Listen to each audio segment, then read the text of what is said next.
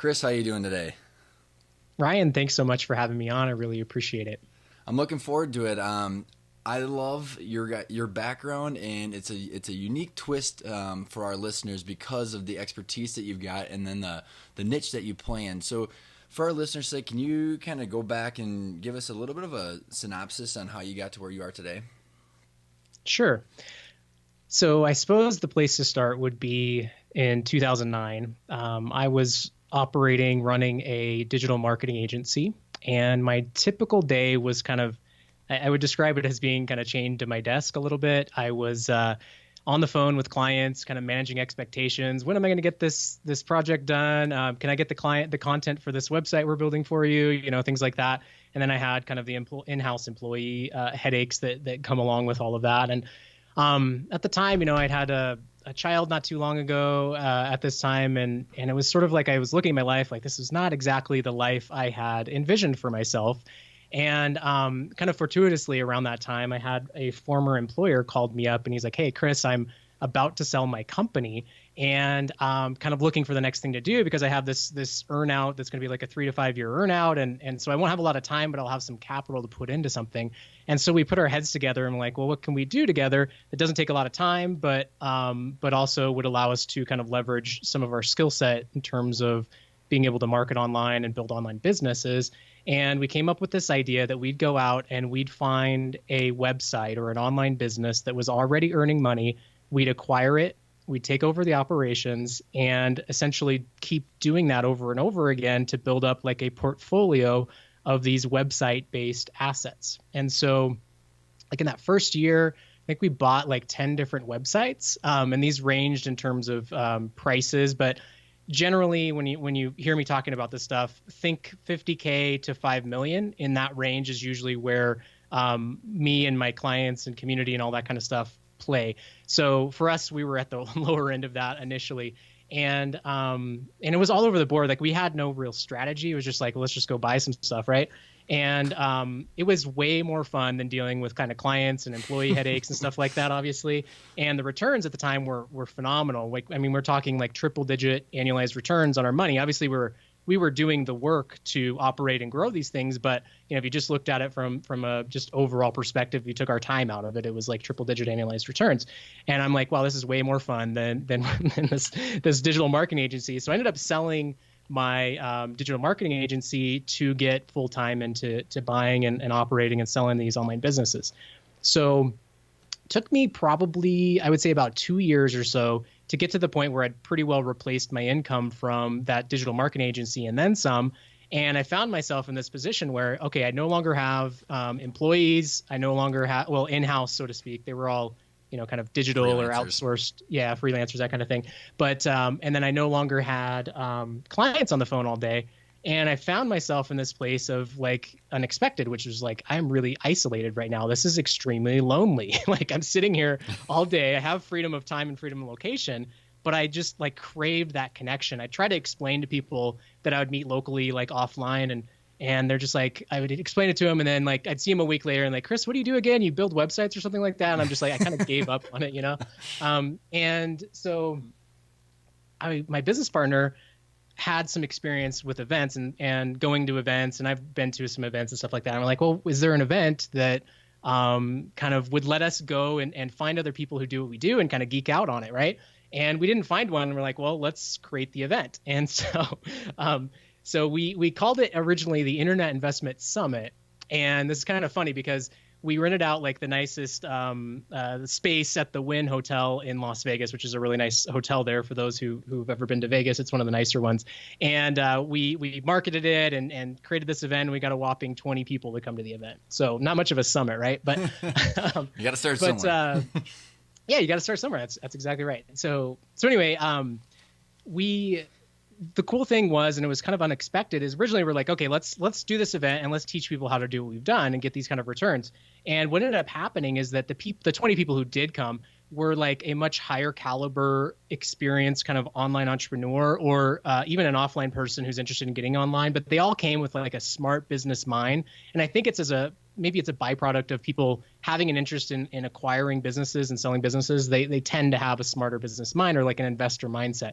And so instead of us just sitting there and teaching everybody, we kind of created a really unique environment where people could share experience and knowledge, and kind of create an open, I guess you'd say, knowledge sharing, experience sharing area. And, you've probably heard of like entrepreneurs organizations, some of those kinds of things. So we kind of took some of that model, and we incorporated it into the event.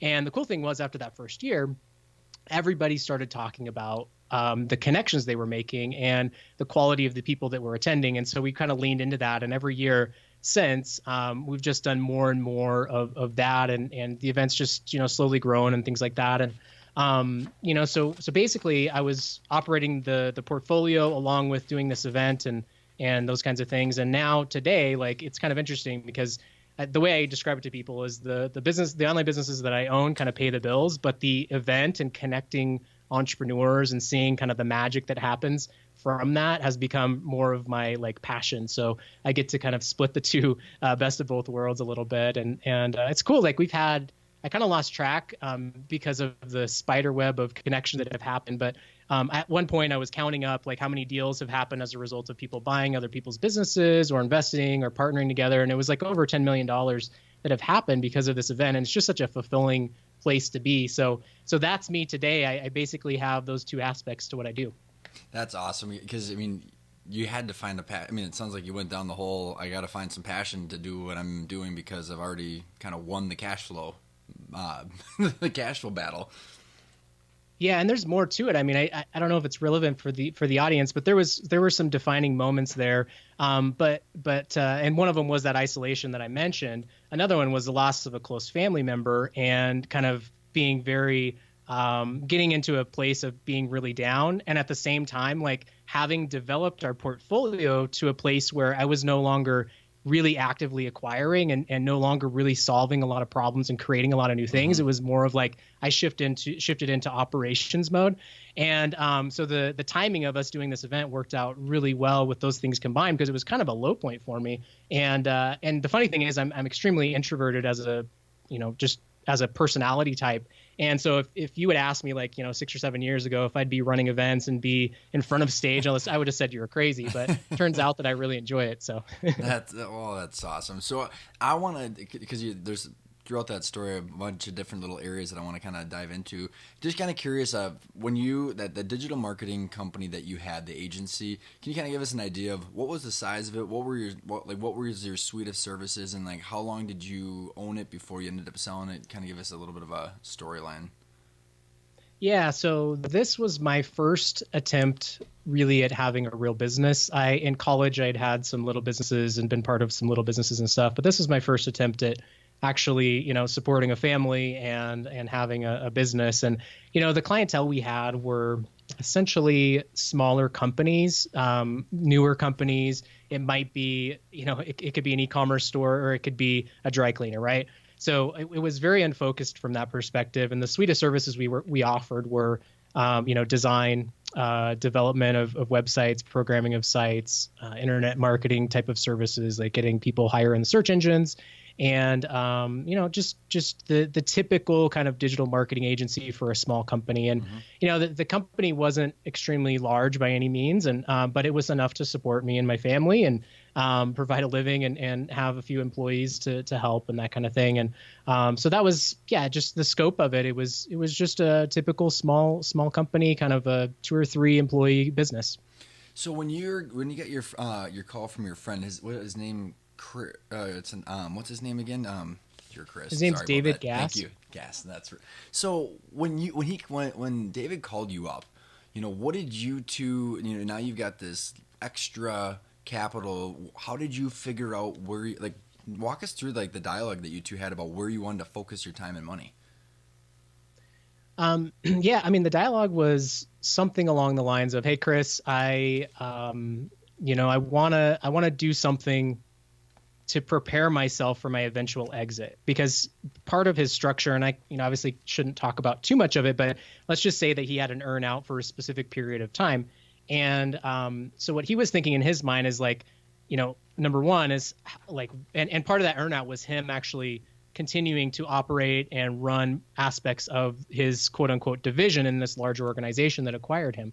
And so he knew that, number one is whether or not he would continue doing that indefinitely was up in the air. And then number two is like, as soon as it was done, he wanted to be kind of ready for the next thing. Mm-hmm. So that was part of his thinking was, all right, if we can go start buying some businesses and doing this, we could, number one is him personally, he could be prepared. And then two was that he really has always loved working with me. And like, we've always had a really good synergy together. I'm more of the technical, I bring more of the technical expertise, and he always brought some different aspects. And another way to put it in personality types is he typically was the guy who would really put the foot on the gas, and I was sometimes the guy who would put my foot on the brake a little bit.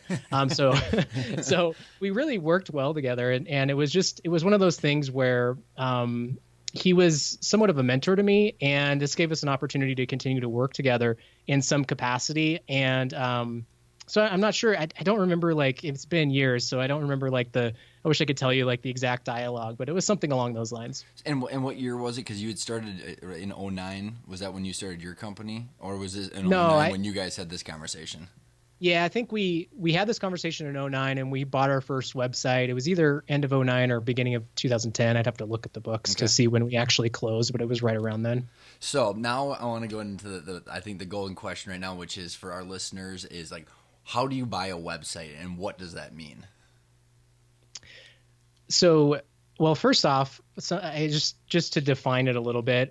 Sometimes when people hear me say buy a website, they think like domain name, like for instance, whoever owned Amazon.com before Jeff Bezos bought it or whatever. Like, that's a whole different game. That like I use the real estate analogy a lot. So think of domain names like raw land, right? Like, there's typically not really like cash flow there. Maybe you put some banners up like you would in a piece of raw land where there's traffic coming by or something like that, and you make a little bit of money, but you're buying it for the intrinsic value of that thing, right? So when we talk about domain names, that's not what I do. That's a whole different area. So what I do is more like, again, using the real estate investing term, is more like somebody who goes out and buys an apartment building that already has tenants established, right? So I'll go out and I'll buy, and it's, a website that's operating. It might be a blog, it might be an online store of some kind, and it's got traffic and it's already making some money.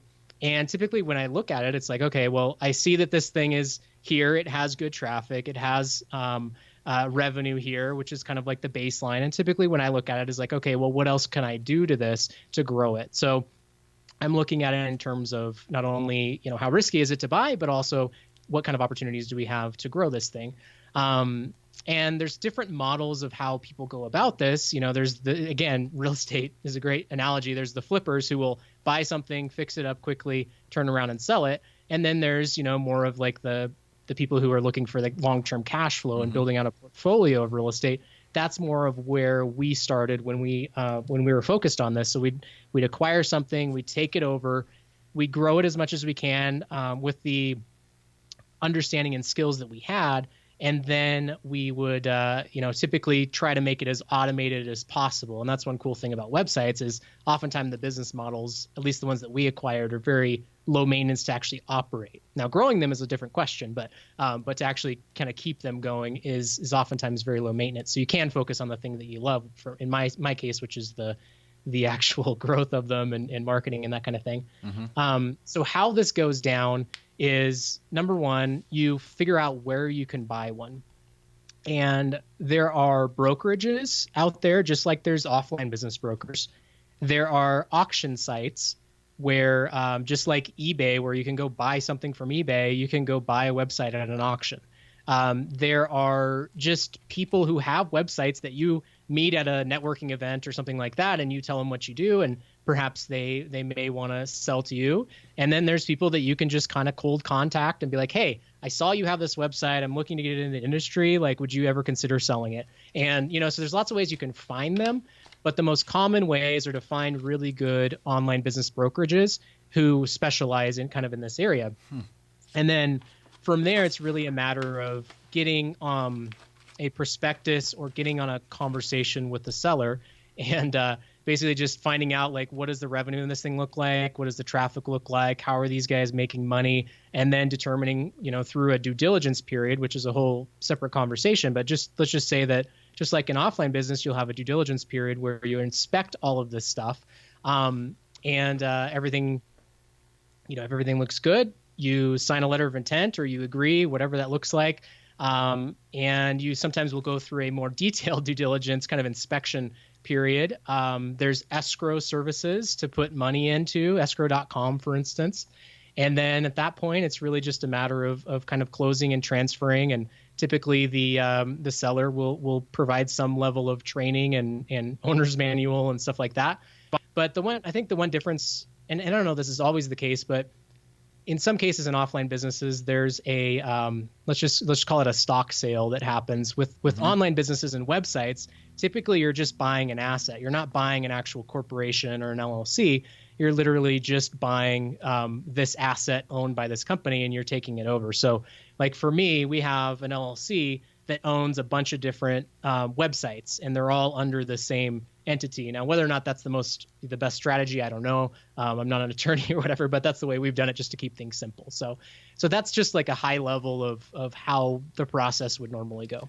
So, my gosh, I want to go into this because I don't know too much about how the whole website online stuff works, because I've always been curious, because I run into so many people that live online, and I super understand how it all works in the physical world, and I'm just kind of curious. So, like, what are the metrics, and how do you value a company? What's the future opportunity? Because and before you answer that, like, let's take like a normal situation in the physical world, or the hybrid world where there's physical products and stuff. So you got client concentration, you've got reoccurring revenue, you've got key employee risk, you've got cash flow scenario, all these things that impact the value of the company. So like what key metrics you're looking at, the debt to equity ratio, all these things, right, that you're looking for. So, and then the ways that you would maximize that opportunity. If you're a buyer, if you're a financial buyer, you look at the ability for you to infuse cash and capital and grow it. Or a strategic buyer would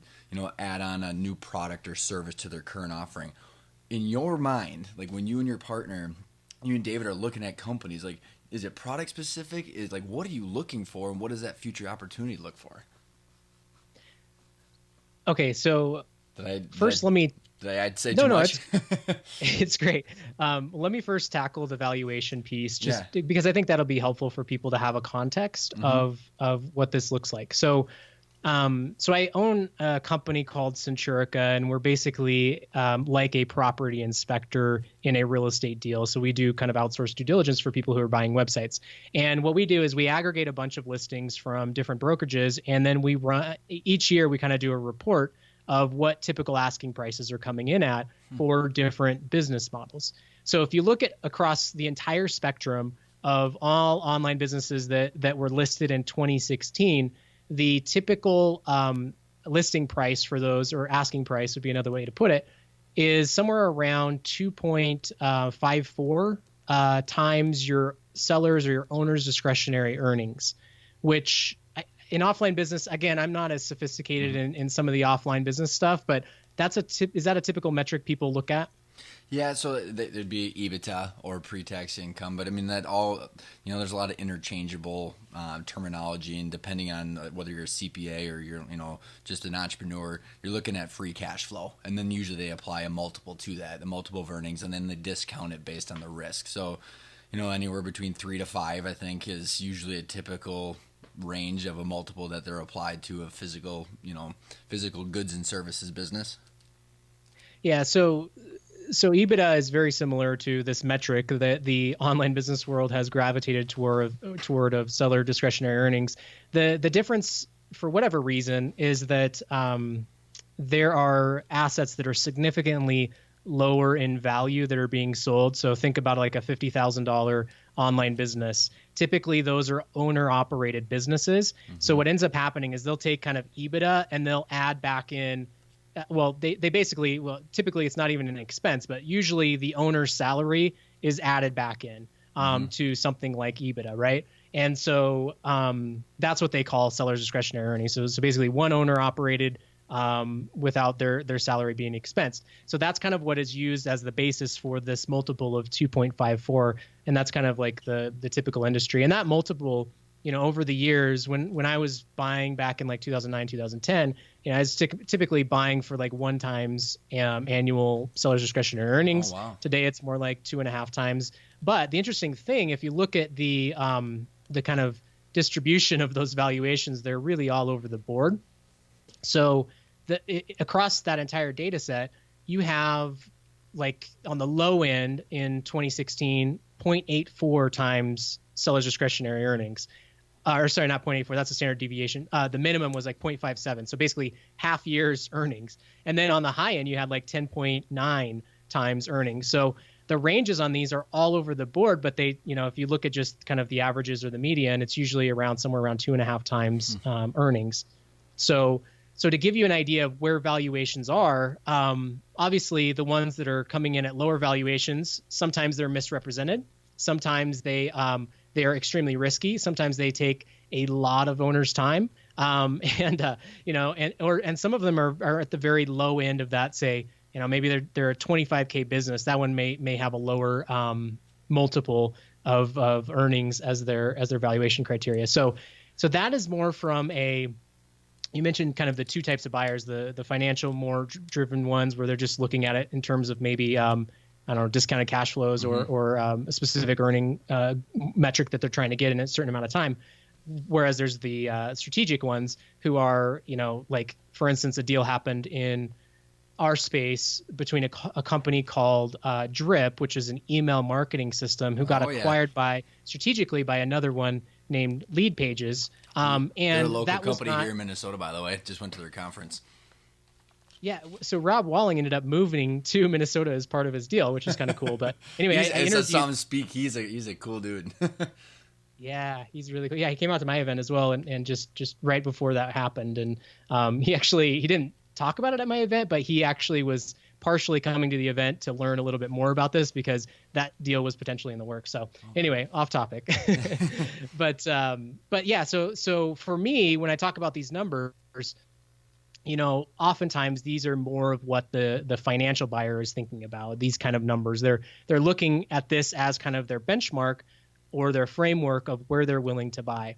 And then obviously you raise and lower your multiple based on how risky you as a buyer think that this thing is going to be. Mm-hmm. So I think in that question that you asked, to set the stage and the context, that's about what you're expecting to pay, and then it'll fluctuate significantly in some cases or less in other cases. So the other part of your question was what? Well, and I think that is actually, it kind of piggybacks off of the Lead Pages and Drip, because I think for our listeners and for a little bit of clarification, what is a website? Like, what is the type of companies, right? So Lead Pages and Drip might be a good example, but I think my question was like, what are these companies? Because I think if you look at all the people in today's economy that are entrepreneurs, you've got the plumber who had a plumbing business, and he did the Yellow Pages and all that stuff, but now he drives a bunch of traffic online. So like, in your mind, is it a hybrid company? Is it only software? Is it the blogger who's sitting in his basement selling life planning journals? Like, what is it that you mean by an online company?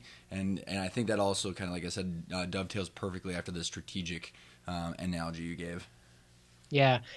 Okay. So when it comes to when I define an online company, it's difficult because like in today's day and age, almost every offline business has some component of online. They almost all have a website. They almost all drive traffic, even if it's from Yelp or Google Maps or something like that. So it can be difficult. But when I talk about it, and actually when we break it down in the report that I was talking about that we do, we have basically, let's see, 1, 2, 3, 4, 5, 6, 7, about 8 different categories of online business types. And I'm not sure if it would be helpful to go through each of those just to define them quickly and give you an example of one that you might know, like, as a popular one. Would that be helpful in any way? Yeah, I think so, because I think the demystifying this, because our world is so digital nowadays. I think there's a lot of people that I know that have talked like, hey, you know what, I would like to move my business online, or I'd like to have, but there's no idea about I don't, that there's actually brokers out there that actually buy and sell company or online companies. So yeah, some examples I think would be fantastic. Okay. So, and I think maybe an interesting way to think about the definition in my mind is an online business. When I think about it, is really that the transaction, the way the thing actually makes money, occurs through the website. Now, there could be an offline retail store locally who does 20% of their business in face-to-face sales, and then the other 80% they're selling on Amazon, for instance. So there's certainly hybrids, but when I think about it, is the majority of their transactions, the way that they make money actually occurs through the website or a mobile app or something like that. So, but in terms of these different type of business models, the first one would be content and media. And so content and media would be like, think about Huffington Post, for instance. I mean, you've probably seen articles from them, or even like CNN.com. They basically specialize in producing really good content and getting eyeballs to those websites so that they can sell advertisers advertising space. Mm-hmm. That's the first kind of model. The second would be like a membership and subscription kind of model. So you can think about, I don't know, like if you had a membership to, I'm trying to think of an example of an offline one. Mixergy, I had Andrew Warner on the show, right, where it's like a few $100 a month and you get a bunch of content and it's a subscription, I guess. I don't know if that falls into the category. Yeah, or like, okay, say you love dog training and you want to go geek out and talk to everybody about dog training. So you pay to be part of abcdogtraining.com, and so you can go in there and there's a community and there's training and all this kind of stuff, and you pay $10 a month to do that. That'd be a simple example. And I was trying to think of a more, like Netflix would be a perfect example of a subscription site. You pay for the access to those videos, right? So that would be an example of something like that. Okay. The next one would be e-commerce, and that's literally selling stuff, widgets through your website. And there's different types of e-commerce. So think Amazon.com, right? That's a perfect example of e-commerce. But there's different types of e-commerce. So there's one aspect of e-commerce that is considered drop ship. So that's where you have your suppliers actually ship directly to your customers. You take the order on your website, send that order over to your supplier, they ship to your customer. There are other types of online business where you actually inventory and you process, or maybe you have a fulfillment house who does the inventory processing for you and things like that. So that's more of the traditional e-commerce. And then there's the new trend now is selling through Amazon. So you'll actually ship your inventory to Amazon and let them find and fulfill those orders and customers on your behalf. So and each of those have different average, so to speak, valuations associated with them. Cool. The next one would be SaaS, or software as a service, and other types of software products. So you mentioned Drip and Lead Pages. That is an example of a SaaS. It's software that you access through your browser. One of the most commonly known ones would be something like Salesforce.com. You pay a monthly subscription to be able to use this software they provide to you. You don't have to like install it on your computer or every employee's computer. It just happens through the browser, right? So that's another one. That's a really hot one right now. There's a lot of demand for that particular business model, and it has the highest average valuations of all that we've talked about so far. The next one would be lead generation. So think about something like Mint.com. I don't know their whole business model, but basically you can use their service to track your personal finances, and then they try to sell you stuff as part of that. Like they basically generate leads for mortgage companies and insurance companies and things like that. They don't actually fulfill on insurance and mortgage. They just send the leads to somebody else, and those people pay for those leads that they generate. So that would be an example. Zillow would be a great example of that. Exactly. Yeah.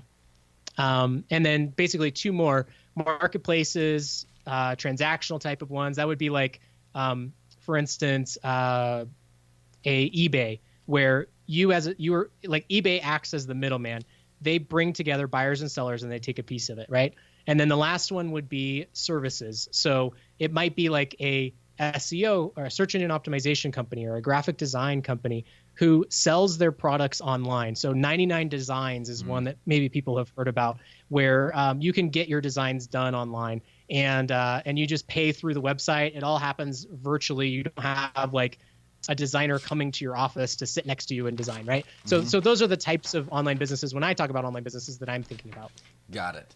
I think that helps because there's a lot of solopreneurs that are out in their office or their house that are blogging and that are generating traffic and some sort of revenue in ad hoc ways, but it's not necessarily a business model. So you're very honed in on an actual business that's got trends and a lot of the stuff that you can apply to the brick and mortar businesses as well. Yeah, I mean, at the end of the day, if you can find somebody who is an amazing blogger, like super passionate about a topic, and they built up this really loyal audience and a bunch of traffic, that actually is ripe for an acquisition if you're smart. If you can come in there and utilize the platform that this person has created and then start monetizing that actually is a really good model if you can find those types of deals. In some cases, you can actually keep the person who's been creating the content on an ongoing basis and share in some of those profits and things like that. But yeah, absolutely. Like when I'm looking at an online business to buy, there's kind of two criteria or sniff test that I would be thinking about in order to decide yes or no if I'll buy this thing. Aside from the obvious things like, is it making enough money to make this worth my time? But one of them is, can this online business support paid traffic? In other words, can I get a return on investment on advertising that I'm going to do to this online business? And you'd be amazed at how many online businesses don't pass that sniff test because they are, like you're saying, a blogger who's just out there and he's totally reliant upon, getting free traffic. And his business model is one that really just can't support that type of thing. And then the second one, which is, it sounds funny, but it's actually really, really useful. And it's like, I like to take complicated stuff and simplify it as much as possible. Mm-hmm. And it's this.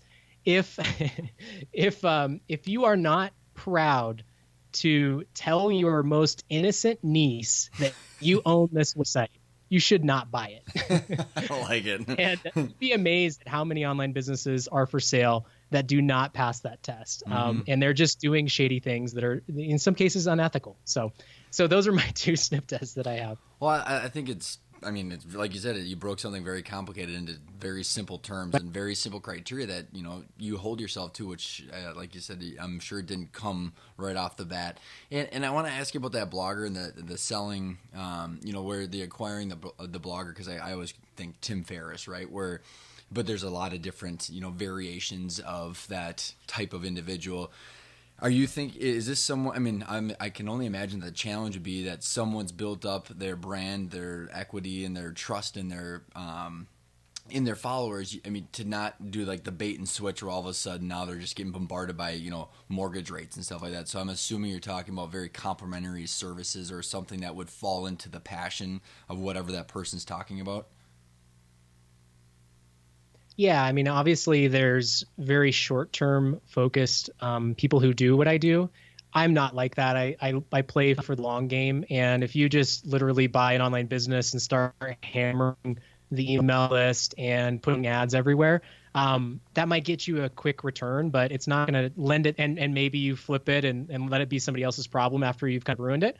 I don't advocate that. I advocate do things that are sustainable that the audience wants. A simple approach to kind of a scenario that we're talking about would be, instead of just throwing ads up and putting up mortgage, like let's say it's a website all about biking, mountain biking or something like that. Mm-hmm. People are super passionate about mountain biking. You start throwing ads up about getting a mortgage or something like that. It's a big disconnect there, mm-hmm. right? And it'll turn off your audience. But if instead you start by surveying that audience and say, what is your number one challenge related to mountain biking, for instance, and start actually listening to your customers. Mm-hmm. It's so funny how many times I give this advice to other people, but sometimes I need to hear it as well, which is if you're unsure of how to begin, go talk to your clients, because oftentimes that's the best person to answer it for you. So anyway, that's normally what I'll do is I'll start understanding that market, finding out where the needs are, and start filling those needs, because doing it the other way is maybe a short-term ROI, but long-term that does not lend itself well to kind of having an apartment building that continues to pay you cash long-term. Mm-hmm. I think it's an absolute perfect example, and it's interesting that you talk about the ability to withstand paid ads too, because I think there's, when you say right for the picking, to be able to throw some capital and have a good strategy behind paid ads, the return can be astronomical, because the certain individuals might not know how to apply that capital or might not have access to it. Yeah, it's really common in e-commerce businesses because of how capital intensive they are. If you look at, like, let's say you're selling widgets, whatever these widgets are. I don't know, like going back to I don't know why I always talk about dogs, but dog toys, right? It's because you just got a dog, right? It's because I just got a dog, honestly. Yeah. But like, let's say there's a dog toy, right? You might have margins of, I don't know, 50% or 30% on that dog toy. So for you to turn over enough inventory, it's going to take a lot of capital. And if you don't have access to credit to be able to do that, like, it's really hard in some cases to scale up because it's so capital intensive. And it's really similar when you think about advertising, because oftentimes you'll get a specific return, and it might be a 50% return on your advertising spend, but to really like crank up the volume, you have to, in some cases, go a little bit negative for a while. And there's solutions to this kind of stuff and things, but yeah, it's absolutely the case. So if somebody came in, and this is one of the mistakes I think I've seen buyers make, is that they'll let's say they have capital of, I don't know, 100 grand or something to buy an online business. They spend that entire 100 grand acquiring the thing, and they don't leave themselves any working capital for these kind of opportunities to go out and, hire a designer to redesign the thing, or to go out and hire somebody to advertise, and to be able to fund that advertising to grow it, put themselves in kind of a tough spot there. So yeah, you're spot on in terms of that piece. So curious, I mean, what is your experience or exposure working with banks in this space? I mean, are you seeing bank financing going on to actually do the brokerage of the deal? Are you working with banks that'll actually give you lines of credit for the ad spend or for the additional capital that you need? I mean, what are some of the things that you've seen? Yeah. So, okay, a couple of things. I'll first speak from my own experience, which is we did not go to banks. We went to an individual investor who we already had in our network. And we did a couple different structures of deals with him. The simplest being a straight debt deal where he would basically fund the transaction for 10% annualized interest on that.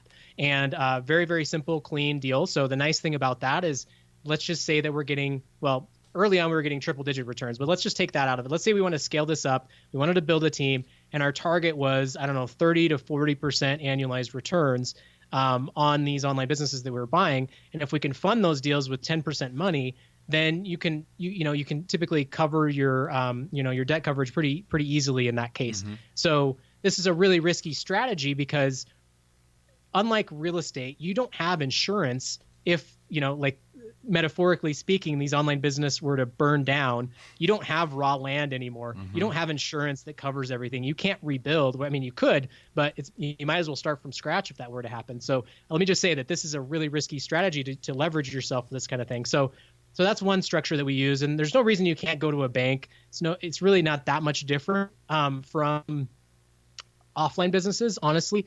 But there's, like, the collateral is normally not there. These online businesses, you've got no assets to pledge, right? I mean, you're not. If you were to go to our local community bank and say, by the way, I'm going to pledge my hosting services, my 50,000 email list, they're going to look at you like you're nuts. Yeah. So I mean, you're going to have to figure out collateral in some other capacity in some cases. But the SBA does actually fund online businesses. So one of the guys in my community, he had to go to 13 different banks to buy this e-commerce business that he wanted to buy.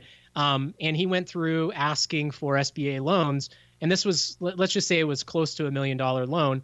But on the 13th one, that person happened to have, it was like the president or CEO of the bank who understood Google and how Google works and was willing to kind of take a bit of a risk on it. So he got that deal funded. But there are, like, brokerages out there who will list deals that are kind of pre-approved, quote unquote, SBA type of deals. So you can certainly fund it through a bank. You just have to find, obviously the right bank, and some, it might be persistence. Like, his name's Matthew. Like Matthew had to go through 13 different banks to find one that would say yes, but it's absolutely possible. So a couple questions about, as you're looking at these businesses, now that we've got a good idea of the businesses and how they're getting valued, what are some of the key metrics that you're looking at? Like, when you do the due diligence, tell me what you're looking for when you're peeking under the hood.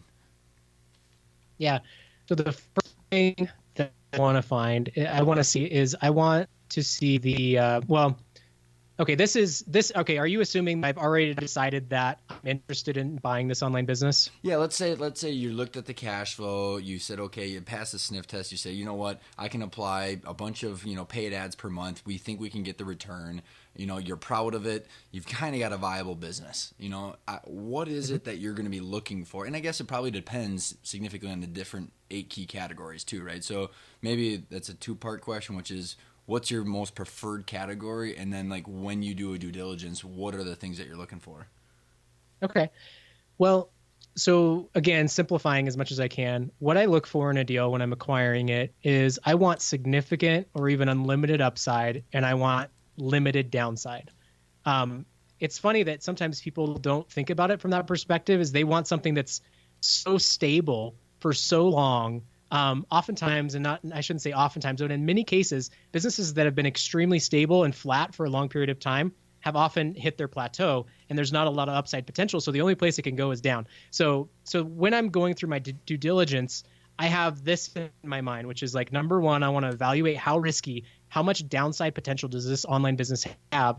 And then number two, how much upside potential do I have? Like, could this thing be 10 times bigger? Could it be 20 times bigger? Is it like could it grow massively if I were to do XYZ? So that's the framework that I'm thinking about when I'm going through this process. But the first thing I'll do is I will get on a call with the seller and I'll just have a conversation with them. And I'll, just like you and I are having, I'll just ask questions about the business. And that will give me some answers to, like, at a high level, some of the types of things that I'm talking about, which is upside and downside. And one of my favorite questions to ask, and I usually will ask this near the end, is something along the lines of, if you had unlimited time, money, and resources, what would you do to grow this business? And the funny thing about that is that, number one, it will tell you because oftentimes the owner like they under the business like nobody else does. And so if they can give you some good growth opportunities and you actually want to capitalize on them, that's great. And in some cases, the owners don't want to do that because it affects their lifestyle. So like, for instance, if they saw a huge opportunity to go out there and create a new product line, like, yeah, but that would mean I'd have to start dealing with many suppliers, and I really don't want to deal with that. Like, I just want to sit and make money every day. Like that's actually a pretty Mm-hmm. common thing that's out there. So there could be some good opportunities there in those conversations. But the other interesting thing is sometimes they will tell you actually things or opportunities that are really hidden risks. Because in my opinion, every danger and opportunity can be, or every danger and risk can be flipped around into an opportunity. So for instance, they might say something like, I go out and try to get 2 or 3 more traffic sources to this website. So if I were to flip that opportunity around into a risk, it now becomes, the risk is I'm relying upon one traffic source that could at any day go away, Mm-hmm. right? So you can kind of look at it from that perspective. So that would be the first part of this process, would be just a conversation with the seller. Assuming everything looked good there, I'd start getting into, the simplest way I could put it would be, I will take the stated profit and loss statement or income statement, or whatever it is that they're calling it. I would take that and I would try to recreate it by verifying all of the revenue. And the nice thing about the online stuff is you can literally do that through a screen sharing session. You don't have to drive over to Timbuktu, North Dakota, or whatever. Like, you can just get on a Skype call with somebody and have them share your screen and show you their merchant account, show you their Amazon account, show you their Google AdSense account. And you can actually see month by month, going back as far as the website has been created, exactly what the revenue was. And you can verify all of that from the source. And then you can kind of do the same thing through credit card statements and all that kind of stuff, looking at the QuickBooks file, whatever. So that's really like my next step of really verifying that this thing is legit, is making sure that I can kind of recreate the profit and loss statement with real live verifiable data. And you'd be amazed. Like, I would say 9.9 times out of 10, they don't match. And part of it is, it's just simple things like the way they do their accounting, like when the money is deposited into the bank account from Amazon is different than when Amazon accrues it. So there's obviously normally explanations, and as long as it's within a few percent, it's usually not an issue. But there are cases where there are commingled websites where there's like 10 websites and they have it all in one PayPal account, and it's like a nightmare. So I would say if somebody's looking to sell, like, start thinking about how can you clean up your books and make sure that everything is separated. And it goes the same. Like, a nightmare one would have been, this guy who he had an e-commerce business, and he commingled it with his personal transactions. So he was like traveling to Florida and Hawaii and stuff like that. And it was all mixed in, and there was no way to like recreate his profit and loss statement. So I basically had to hire a bookkeeper to go in and go line by line through 2 years worth of transactions. And it was a nightmare. So after you've recreated the financials and you're feeling out that this is more and more legit, I mean, is there one of the eight categories that you like gravitate towards? Because how a blogger monetizes their business versus an e-commerce. E-commerce, our listeners and a lot of people we talk to are probably going to go, okay, well, e-commerce, I get it because it's very similar to a hybrid or an offline business where you've got all the same stuff, right?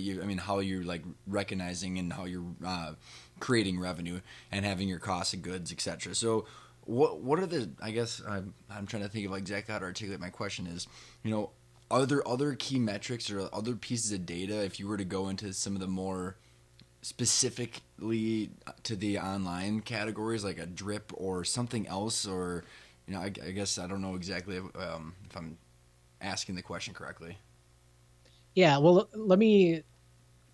I can tackle that from a couple perspectives. So number one, the common things I will look at that I did not mention, which is actually one of the first things I'll do as well, is I'll get access to their traffic analytics. Typically, it's called Google Analytics. That's the most common one you'll get access to. And basically, it tells you where all of the traffic is coming from. And that, when I say where, it'll actually tell you geographically where that's coming from. It will tell you if it's coming from Google or from Yahoo or from Bing, or if it's coming from Amazon or some other blogger or something like that. It will tell you all of that, and it will tell you what people are actually doing once they get to the website. So normally the first few things I will look at when I do that is, number one, is I'll look at where they're getting their traffic from and how diversified that is. So let's say, for instance, that they're getting 90% of their traffic from Google search engines. That, in many cases, can be extremely risky because, as many people who have tried to optimize their website and get higher in the rankings, is a difficult game to fight, and it's changing all the time.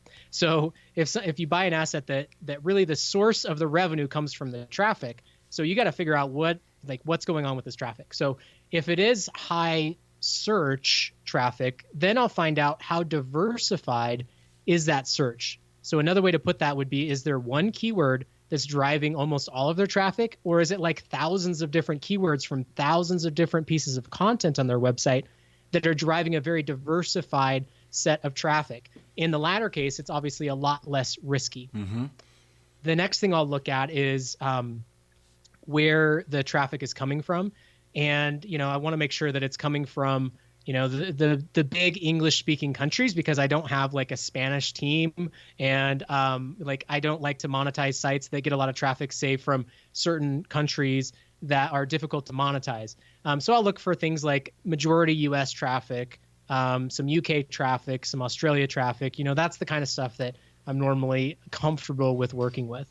And then I'll look at kind of where people are visiting the website, like what are the top pages on that website, and then I'll go look at those, and I'll look at the website and be like, okay, they're creating some really good content, or they've got a great product, and these are the pages on the website that seem to be helping people decide that they want to, whether it's buy the product or click on an ad or whatever. So really just kind of almost reverse engineering where all that traffic is coming from and what they're doing on the website. And again, I'm looking at it from the risk perspective and the opportunity perspective, because if I see something quick that I can change on the website that's going to increase its revenue quickly, that's also a really good sign as well.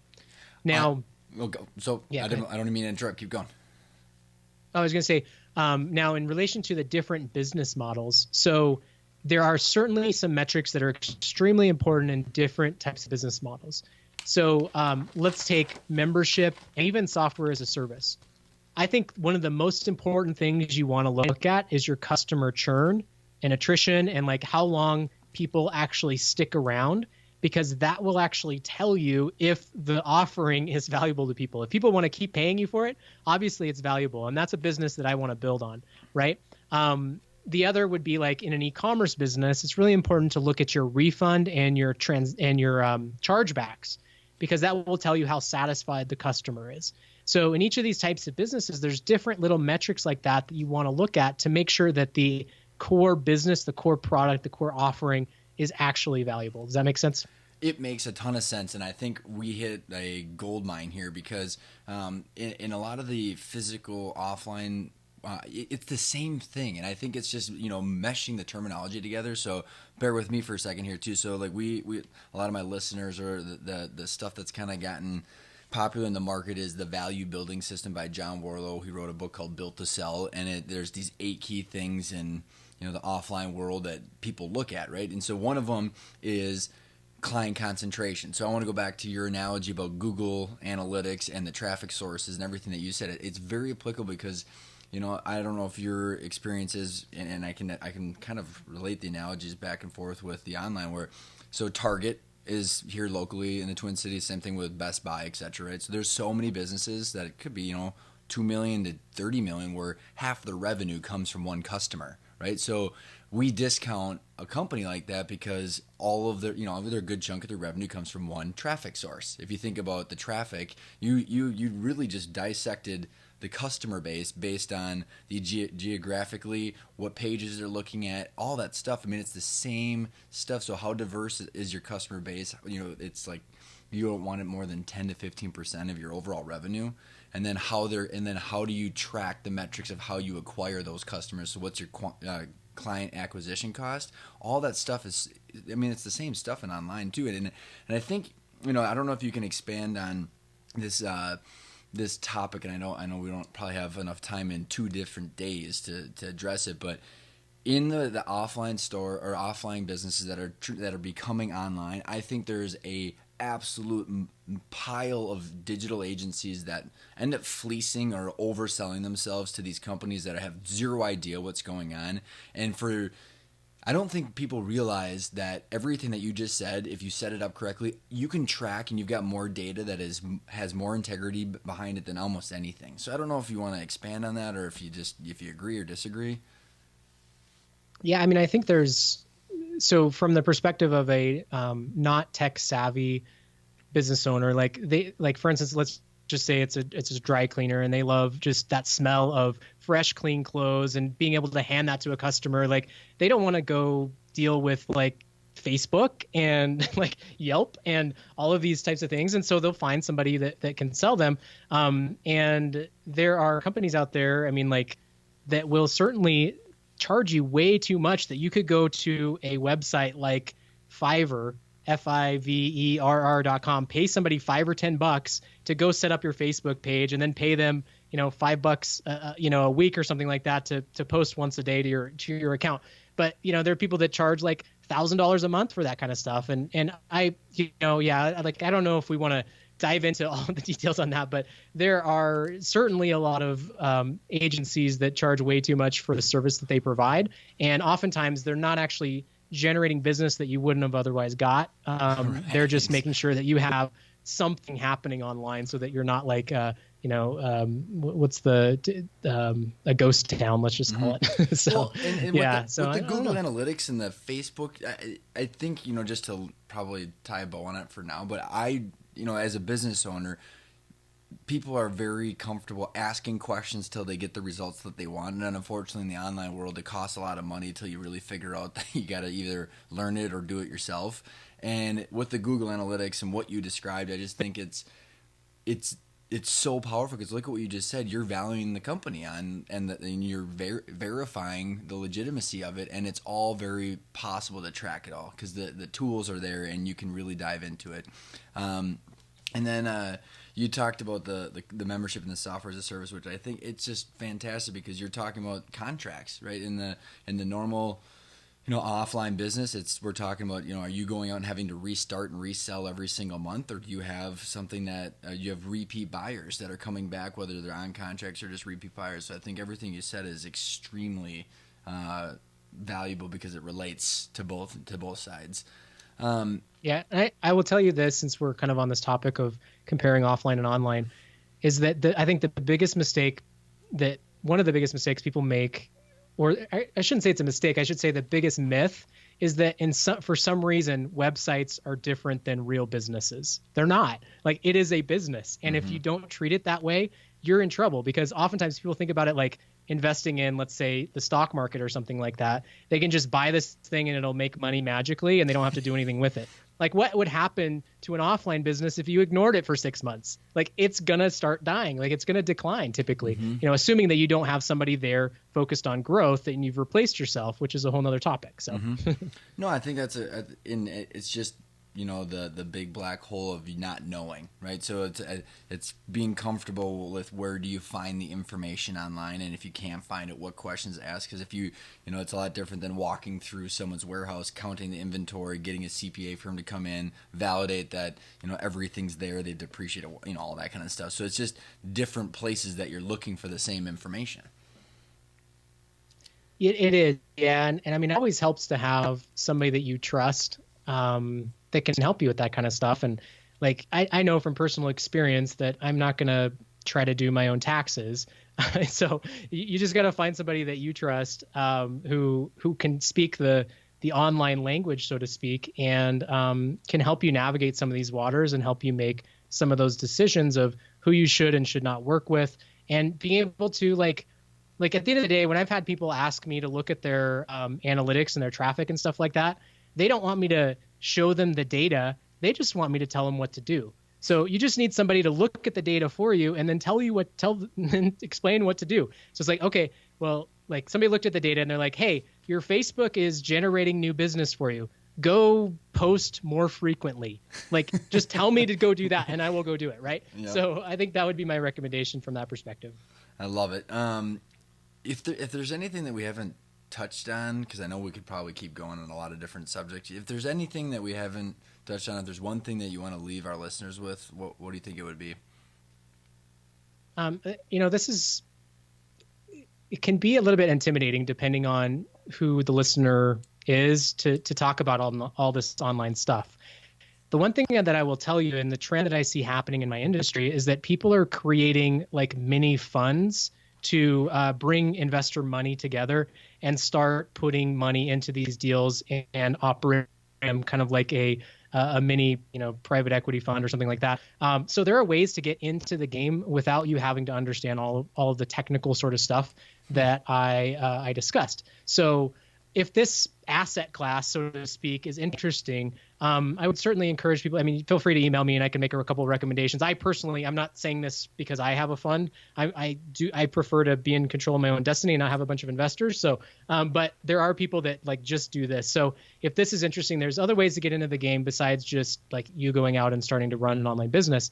But I will tell you that the most common person who comes to me for help is sort of let's just say a 40 to 60-year-old who is wanting to get out of corporate life that they've been climbing for a very long time. They've got a nest egg saved up, and they're willing to risk some of that capital to find something that's going to give them time and location freedom. And the cool thing about online businesses is that they can absolutely do that for you. And, you're going to have a steep learning curve if you've never dealt with it. But there are lots and lots of people who can help you, I think, and can do a lot of the hard technical work for you and would give you the ability to sort of exit your corporate life and do this kind of thing. So I just want to encourage people, if that is something that they want to do, to at least explore this type of an industry and this type of asset class. Well, I think that's I like that idea because, a lot of our listeners are planning on selling their company at some point or transitioning out. And the biggest challenge is like, what am I going to do next?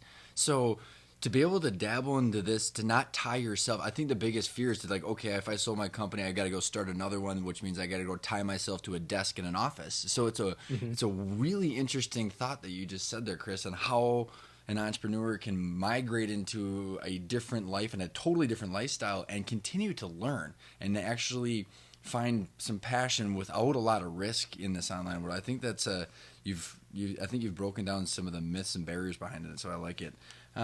What is the one way that our listeners can get in touch with you? You can go to my personal website, chrisyates.org, or feel free to send me an email at chris@chrisyates.org. And I do the event that we've mentioned is called Rhodium Weekend. It's RHODIUM weekend.com. And it's basically an event for people who do what I do and people who are interested in getting into this business to come together and connect. So those are the two best ways, depending on if you want to just chat with me on the phone or email, or if you want to actually meet me in person. Chris, thank you so much for coming on the show. I appreciate it, and very, very humbled and grateful that you would invite me.